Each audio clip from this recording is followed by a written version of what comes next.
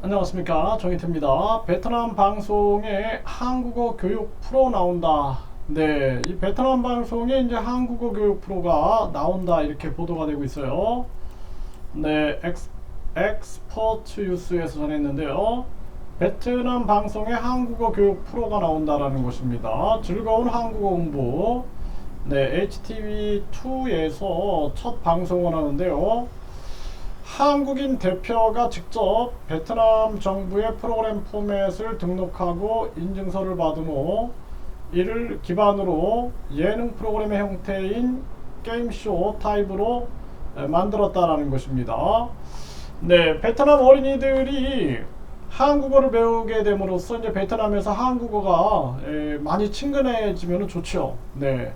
저도 이 베트남 중학교, 고등학교에 방문을 해가지고 제가 이렇게 연설을 한 적도 있는데요. 이제 학생들이 이제 한국 회사, 베트남의 한국 회사가 약 1만 개가 됩니다. 한국 회사에 취업하는 경우, 또 한국어가 좋아서 공부하는 경우, 또 한국에 유학을 가려고, 또 한국에 일하러 가려고, 또 한국인과 결혼하려고, 뭐 이렇게 여러 가지 이유를 가지고 이제 한국어를 공부하는 경우가 많습니다. 그래서 간혹 가다 보면은 이제 뭐 불법 체류 등의 문제로 이 여러 가지 사회 혼란을 만드는 사람들도 있는데 현지에서 이렇게 보면 순수한 학생들도 많습니다. 그래서 선별을 잘하는 것이 굉장히 중요하고 한국은 지금 작년에 무역 흑자 1위국이 베트남이었어요. 그리고 지금 미중 패권 경쟁 속에서 한국은 제3지대 국가들과 많이 연대하는 것이 굉장히 중요한 숙제다. 저는 그렇게 생각을 합니다.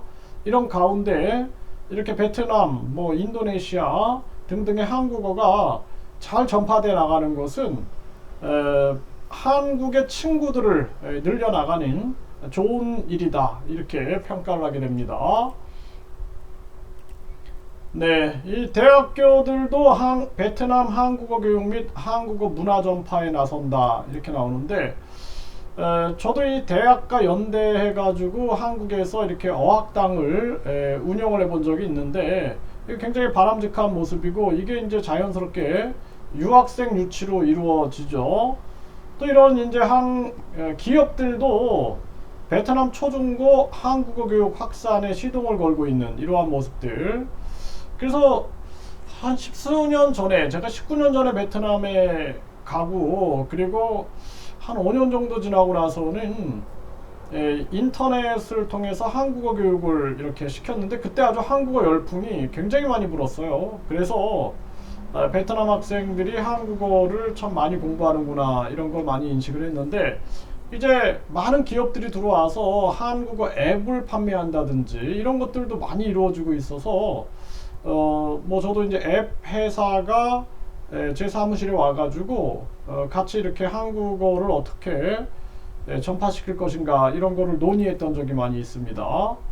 네, 이런 기업들이 이제 베트남 초중고생에게 한국어 교육 이러한 기업들도 지금 나서고 있고 네, 코리안 드림 쫓는 베트남 청년들 한국어 능력 시험만 2만 3천 명이 몰린다라는 거예요. 이게 이제 등록이 어렵다라는 거예요. 등록. 시험 보려고 등록하는 게 어렵다라는 것입니다. 그래서 등록해주는 브로커들도 생겨가지고 이 등록해주는 브로커들 때문에 등록이 안 된다고 학생들이 저한테 굉장히 많은 그 어려움을 호소해서 이 문제를 해결하려고 정부에도 많이 연락을 했는데 이게 해결이 잘 안 돼요. 그래서 우리나라도 영어 같은 경우 토플, 토익, 뭐 IELTS 해가지고 거의 매달 시험이 있습니다. 거의 매달. 그래서 한국어 능력 시험도 매달 시험을 치르게 해야 한다. 매달.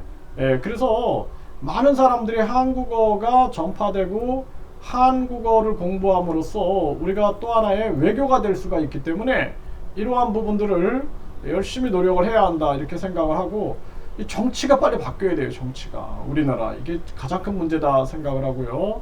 이런 대학들도 지금 국제교류협약을 통해서 이제 유학생을 유치하는 거죠. 외국인 유학생. 그래서 이런 지방대들은 아주 지금 심각한 문제죠. 베트남인들은 한국에서 일하고 싶다. 네, 10년 만에 한국어 시험이 최다 응시. 네, 1만 2천 명 뽑는데 2만 3천 명이 지원을 했다. 이렇게 나오고 있습니다. 근데 이런 대학들이 이제 현재 다 한국어 학당을 이렇게 개소하는 거죠. 근데 중요한 거는 한국어 선생님이 있어야 돼요. 한국어 선생님. 그래서 저도 예전에 한 대학하고 한국어 학당을 만들었을 때 대학은 한국어 선생님 월급, 한국어 선생님을 지원해 주는 거로, 그리고 이제 기자재를 지원해 주는 거로, 그리고 그 대학에 이제 학생들을 유치하게끔 해주는 거죠. 유학생들. 이런 식으로 이제 대학들이 많이 하고 있고요. 네, 그래서 뭐 이렇게 대학들이 한국어 학당을 많이 개소하고 있다.